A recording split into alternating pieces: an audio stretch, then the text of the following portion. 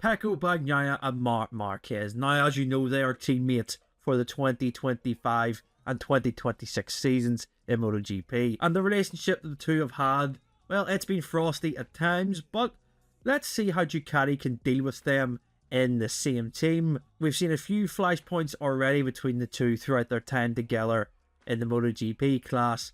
And this is really looking at how Ducati can keep a lid on this relationship and what is really to expect from both riders, because at their different points of their career, and I do think that the relationship can be okay, but until they get on track together and go wheel to wheel, we don't know how it'll go, and that's the exciting part of this season ahead. The starting point of a relationship rivalry between the two can be traced back to Aragon in 2021. Pecco Bagnaia was in his first year of riding for the factory Ducati team. Marc Marquez was riding for Repsol Honda the year he came back after breaking his arm in 2020. It was all set up nicely for a battle at Aragon, and it was one of the best MotoGP races of modern times that I can think of still. Bagnaia took victory, a brilliant display of defence in stopping Marquez from taking victory at one of his favourite circuits. Bagnaia took his first MotoGP win, and that was it. The start of the relationship or rivalry was from there. The two did battle again at Misano in 2021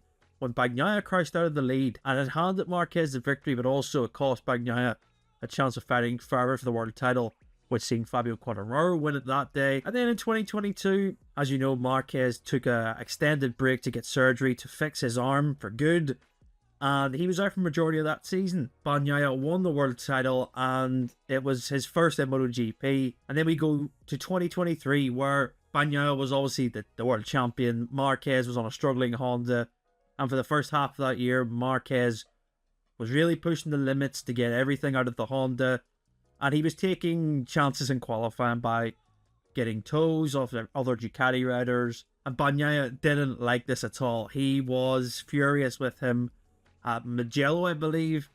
I don't think it was actually intended by Marquez. He was coming out of the pits. Bagnaia was on a lap.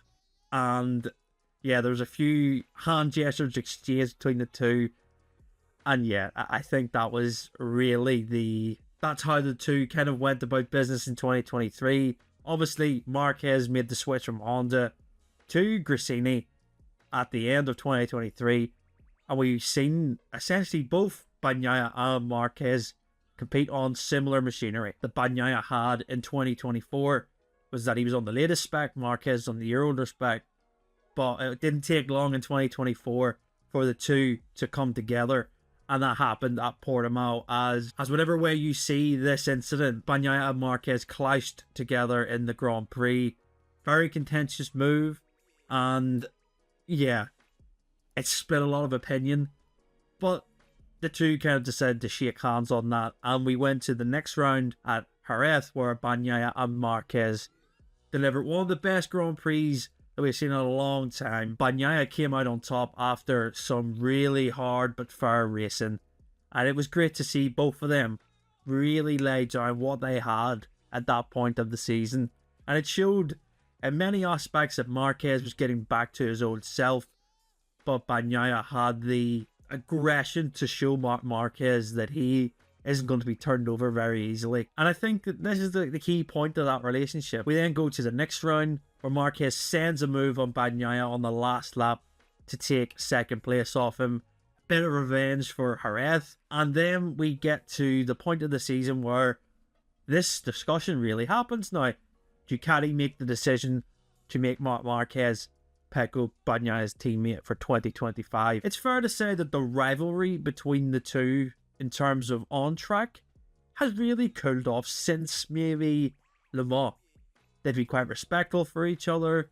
They've said really nice things. I remember Bagnaia complimenting how good Marquez was around Aragon, and the same for Marquez after Sepang, for example, when Bagnaia took it to Jorge Martin.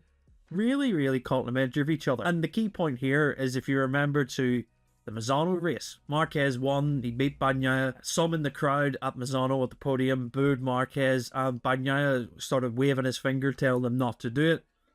There was a lot of respect there, and I think even towards the end of the season, where you have someone like Bagnaia who's in this title fight with Jorge Martin, and Marc Marquez, who was watching along. The two showed a lot of mutual respect, even at the last round of the season.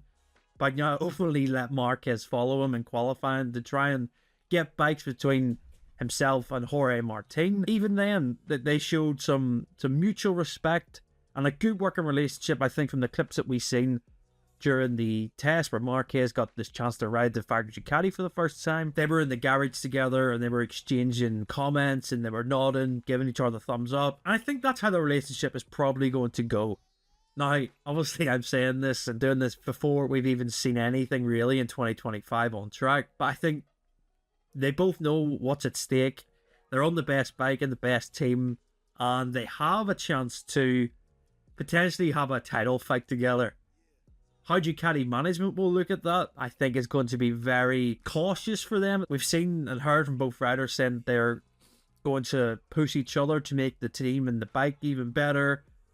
And this is a point where it gets into a season. If you get halfway into the season and they're both really close on points, I can imagine Ducati management will start getting a little bit nervous. But, for example, if someone has created a bigger gap, and it's a quite sizable gap in the championship between the two, I think Ducati could probably relax a bit more. But yeah, I wouldn't want to be Davide Tardozzi, Gigi Dall'Igna and co for the next few years, because I think they've got the best team on paper, arguably the best team Ducati's ever had in MotoGP. And how the two are going to manage it, well, we'll see who blinks first.